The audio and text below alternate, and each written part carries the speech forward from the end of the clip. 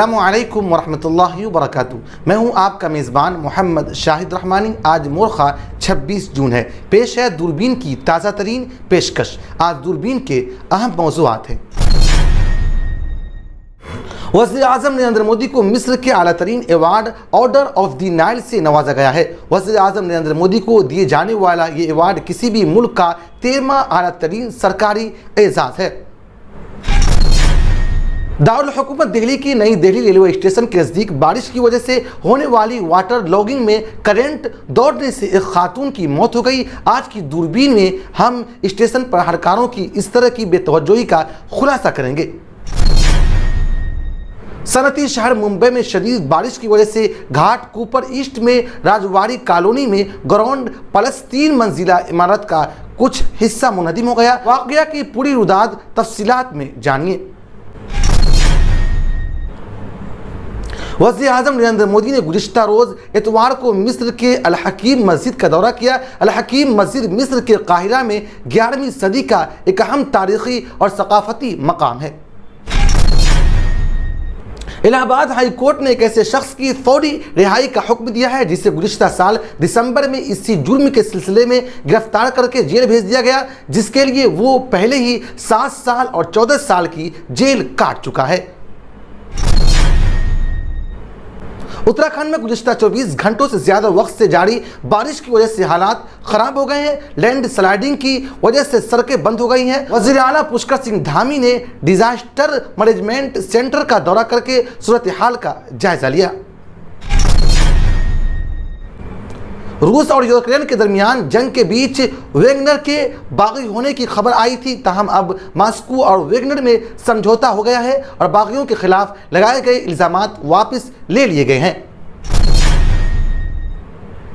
इंसदाद धोखाधड़ी के लिए कायम यूरोपीय यूनियन की एजेंसी की एक रिपोर्ट के मुताबिक साल 2022 में यूरोपीय यूनियन के बजट में 625 मिलियन यूरो की खुर्द-बुर्द की गई, जो कि साल 2021 के मुकाबले में 100 मिलियन यूरो ज़्यादा रकम है।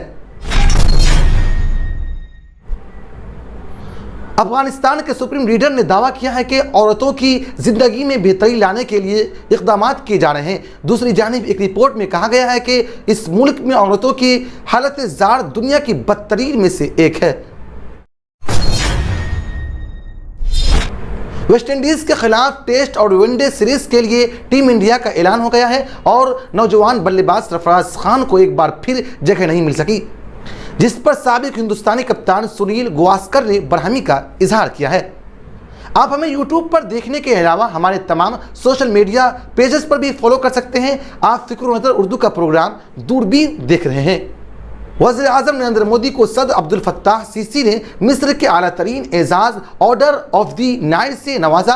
वज़ीर आज़म मोदी को दिए जाने वाला ये अवार्ड किसी भी मुल्क का 13वां आला तरीन सरकारी एजाज़ है। ऑर्डर ऑफ द नाइल को मिस्र ने 1915 में मुतारफ़ कराया था, फिर उसे मिस्र के सुल्तान हुसैन कामिल ने कायम किया। 1953 में बादशाहत के खात्मा और मिस्र के जमहूरिया बनने के बाद ऑर्डर ऑफ दी नाइल को मुल्क के आला तरीन एजाज़ के तौर पर दोबारा तश्कील दिया गया। ये एजाज़ उन सरबराहान ममलिकत, शहजादों और नायब सदूर को दिया जाता है जो मिस्र या इंसानियत के लिए गिरा कद्र खिदमत सर अंजाम देते हैं। ये खालिस सोने के हार की तरह है और 3 मुरब्बा सोने के टुकड़ों पर मुश्तमिल है। इस पर फिरोजी और रूबी से सजे गोल सोने के फूल के 3 इकाइयाँ एक दूसरे से जुड़ी होती हैं। मिस्र की तरफ से दिए गए एजाज़ के अलावा वज़ीर आज़म नरेंद्र मोदी ने गुज़िश्ता 9 सालों में 12 दीगर रियासती एजाज़ात हासिल किए हैं। नई दिल्ली रेलवे स्टेशन के नज़दीक बारिश की वजह से होने वाली वाटर लॉगिंग में करंट दौड़ने से साक्षी आहू जान नाम की खातून हलाक हो गई। खातून अपने शौहर के साथ सफ़र के लिए ट्रेन में सवार होने रेलवे स्टेशन पहुंची थी। जिस जगह से खातून गुजर रही थी वहां भरे पानी में बिजली की तारें डूबी हुई थी, जिसमें करंट दौड़ रहा था। इसी की चपेट में आने से खातून की दर्दनाक मौत हो गई।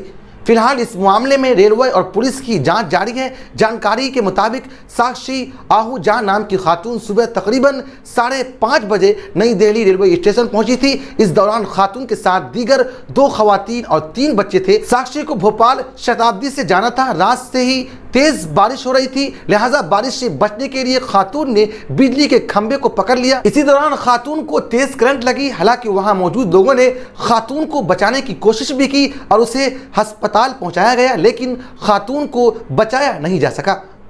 गौर करने की बात यह है कि दरअसल जो खंभा लगा है उस पर जो तारें थी वो खुली हुई थी। इल्जाम है कि उसी की वजह से खातून को करंट लगी। खातून दिल्ली की प्रीत विहार की रहने वाली है। फिलहाल पुलिस ने मामला दर्ज कर लिया है और जांच की जा रही है कि किसकी लापरवाही से यह हादसा पेश आया। मुंबई में शदीद बारिश के दरमियान घाट कूपर ईस्ट में राजवाड़ी कॉलोनी में ग्राउंड प्लस 3 मंजिला इमारत का कुछ हिस्सा मुनहदम हो गया। मलबे में 2 अफराद के दबे होने का खदशा है। हादसे की इत्तला मिलते ही पुलिस और इंतजामिया की टीम मौके पर पहुंच गई। एनडीआरएफ की टीम ने मौके पर पहुंचकर राहत रसानी का काम अंजाम दिया। असिस्टेंट कमांडेंट सारंग कोरवे ने कहा है कि वो कैमरों के जरिए फंसे लोगों का पता लगाने की कोशिश कर रहे हैं। 3 टीमें काम कर रही हैं। मकान का ग्राउंड फ्लोर मुकम्मल तौर पर मुनहदम हो गया है। यही वजह है कि इमदादी कामों में काफ़ी ताखिर हुई है। महाराष्ट्र के वज़ीर मंगल प्रभात लोधा ने बताया कि 4 लोगों को बाहिफाजत बचा लिया गया है और 2 लोग काफ़ी वक्त तक मलबे में फंसे थे। वज़ीर आज़म नरेंद्र मोदी ने गुज़िश्ता रोज़ इतवार को मिस्र के अल हकीम मस्जिद का दौरा किया। अल हकीम मस्जिद मिस्र के काहिरा में 11वीं सदी का एक अहम तारीख़ी और सकाफ़ती मकाम है। ये मस्जिद भारत और मिस्र के मुश्तरका सकाफ़ती वर्षे की गवाही के तौर पर खड़ी है।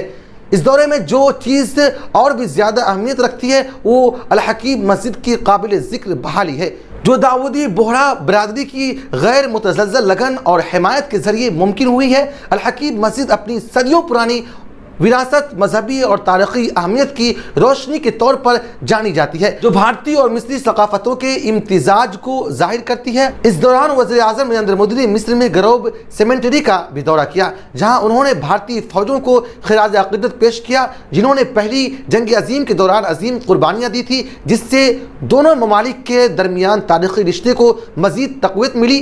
इसके बाद वज़ीर आज़म नरेंद्र मोदी ने मिस्र में मुक़ीम भारतीय तारिकीन वतन से भी बातचीत की। यह अमल न सिर्फ लोगों के दरमियान ताल्लुकात को फ़रोग़ देता है, बल्कि दोनों ममालिक के दरमियान इक़्तिसादी तरक्की और सकाफ़ती तबादले में हिस्सा डालने के लिए डायस्पोरा को एक प्लेटफॉर्म भी फराहम करता है। वज़ीर आज़म नरेंद्र मोदी का मिस्र का दौरा 24 और 25 जून यानी 2 दिनों पर मुहित है।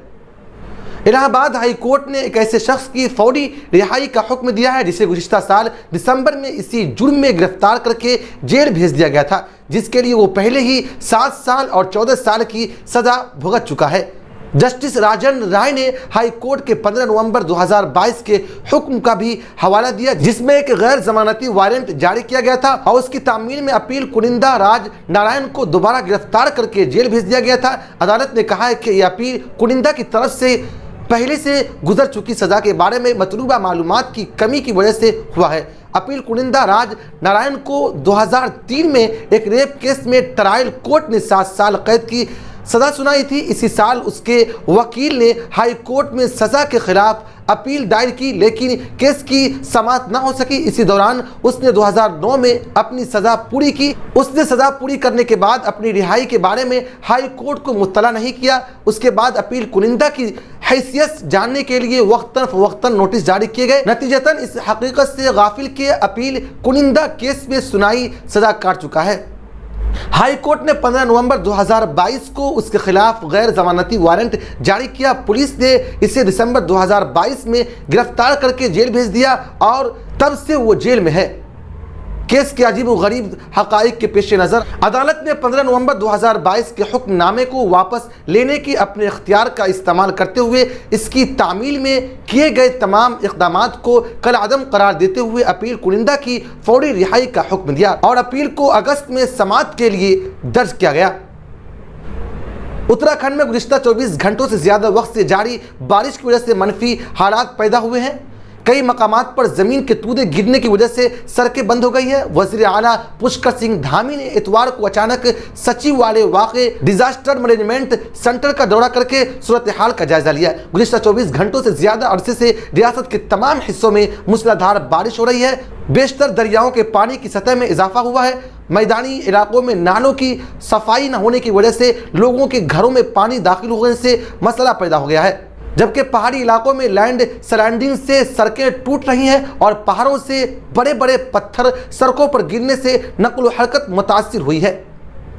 रूस ने मुसल्लह बगावत करने वाले निजी मलेशिया वेगनर के सरबराह योवगेनी प्रिगोजिन बेलारूस के सदर अलेक्जेंडर लुकाशेंको के साथ कामयाब मुज़ाकरात के बाद मॉस्को की जानिब से पेशकदमी रोककर बेलारूस रवाना हो रहे हैं। शनिचर को बेलारूस के सदर और वेगनर सरबराह के दरमियान कामयाब मुज़ाकरात के बाद योवगेनी प्रिगोजिन के अपने जंगजुओं को रूस के दारुल हुकूमत मॉस्को की जानिब पेशकदमी से रोककर वापस कैंपों में जाने को कहा गया। ट्विटर पर गर्दिश करने वाले एक वीडियो क्लिप जिसकी तस्दीक बीबीसी ने की है, इसमें दिखाया गया है कि वेगनर गिरोह के जंगजुओं ने रूस का जुनूबी शहर रोस्टोव का कब्जा छोड़ दिया और वहां से निकलते हुए हवाई फायरिंग कर रहे हैं। शनिचर को इस तमाम सूरत हाल के पेश नज़र रूस के सदर व्लादिमीर पुतिन ने एक कौमी टीवी से खिताब में प्रिगोजिन के इक़दाम को गद्दारी करार दिया था, लेकिन प्रिगोजिन और बेलारूसी रहनुमा अलेक्जेंडर लुकाशेंको के दरमियान बातचीत के बाद कशीदगी में कमी आई है। इंसदाद धोखाधड़ी के लिए कायम यूरोपीय यूनियन की एजेंसी की एक रिपोर्ट के मुताबिक साल 2022 में यूरोपीय यूनियन के बजट में 625 मिलियन यूरो के बेकायदगियाँ की गई, जो कि साल 2021 के मुकाबले में 100 मिलियन यूरो ज़्यादा रकम है। OLAF ने साल 2022 में धोखाधड़ी के 256 केसेस हल करने के बाद अब 192 नई मामलात में छानबीन शुरू कर दी है। यूरोपीय यूनियन के एंटी फ्रॉड एजेंसी के मुताबिक साल 2022 में वैसे तो यूरोप के मुख्तलिफ ममालिक में धोखाधड़ी के वाक़यात की छानबीन की गई और इस फहरिस्त में हंगरी पहले नंबर पर रहा। हंगरी में फ्रॉड के 15 वाक़यात की छानबीन की गई। अफगानिस्तान के सुप्रीम लीडर हिबतुल्लाह अखवंदज़ादा ने ईद उल अज़हा के लिए अपने खुसूसी पैगाम में कहा है कि इस्लामी तर्ज हुकूमत की बदौलत ख़वातीन को रवायती मजालिम से बचाया जा रहा है और उनकी आज़ाद व बावकार इंसानों के तौर पर हैसियत बहाल की जा रही है। कंधार से तालिबान के रहनुमा हिबतुल्लाह अखवंदज़ादा का ये बयान गुज़िश्ता रोज़ यानी इतवार 25 जून को 5 ज़बानों में जारी किया गया।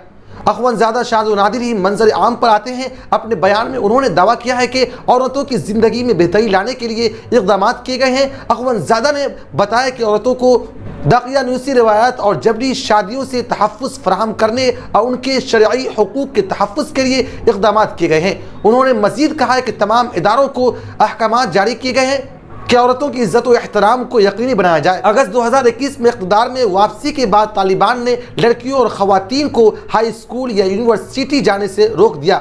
उन पर पार्क और जिम वगैरह जाने पर भी पाबंदी लगा दी गई। औरतों के लिए लाजमी है कि वो घर से निकलते वक्त पर्दा करें। अलावा अज़ी औरतों को अक़वाम मुत्तहिदा समेत दीगर NGOs के लिए काम करने से भी रोक दिया गया, जबकि ख़वातीन सरकारी मुलाजिमीन को उनकी मुलाजिमतों से बर्खास्त कर दिया गया या उन्हें घर पर रहने के लिए तनख्वाह दी जा रही है। वेस्ट इंडीज़ के खिलाफ टेस्ट और वनडे सीरीज़ के लिए जुमा यानी 23 जून को टीम इंडिया का ऐलान किया गया। वर्ल्ड टेस्ट चैंपियनशिप के फाइनल मैच में शिकस्त के बाद तनकीद का सामना करने वाले रोहित शर्मा को दोबारा कप्तानी की जिम्मेदारी सौंपी गई है, जबकि तजर्बाकार बल्लेबाज चेतेश्वर पुजारा और तेज गेंदबाज उमेश यादव को टीम से ड्रॉप किया गया है। यशस्वी जायसवाल और ऋतुराज को पहली बार टेस्ट टीम में शामिल किया गया है। ताहम घरेलू क्रिकेट में रन्स बनाने वाले सरफराज खान के हाथ फिर मायूसी लगी। सरफराज को टीम में जगह न मिलने पर साबिक हिंदुस्तानी कप्तान सुनील गावस्कर ने बरहमी का इजहार किया और BCCI सिलेक्शन कमेटी पर तनकीद की। सुनील गावस्कर का कहना है कि अगर टेस्ट टीम का इंतखाब IPL की बुनियाद पर करना है तो रणजी ट्रॉफी खेलना बंद कर देना चाहिए। गावस्कर ने कहा है कि सरफराज खान ने पिछले 3 सीजन में 100 की औसत से रन्स बनाए हैं। टीम में मुंतखब होने के लिए उसे क्या करना होगा? हो सकता है वो 11 खिलाड़ियों में शामिल ना हो पाए, लेकिन आप उसे टीम में तो मुंतखब करें। ख्याल है कि 25 साल सरफराज खान अब तक 37 फर्स्ट क्लास मैचों में 13 सेंचुरियों और 9 निस्फ सेंचुरियों की मदद से 3505 रन बना चुके हैं। फिक्र नज़र के खास बुलेटिन दूरबीन की गुज़िश्ता पेशकश में अबाबिल, मुतिउल्लाह शेख, मोहम्मद शाहिद, मुश्ताक खान, अब्दुल्ला मदनी और मोहम्मद मुज़क्किर साहबान ने अपना कीमती तबसरा करके हमारी हौसला अफजाई की है। हम अपने तमाम नाज़रीन का शुक्रिया अदा करते हैं। आप मुझसे और हमारे साथियों से ट्विटर पर भी रब्ता कर सकते हैं। हमारा ट्विटर हैंडल है @फ़िक्रो नज़र।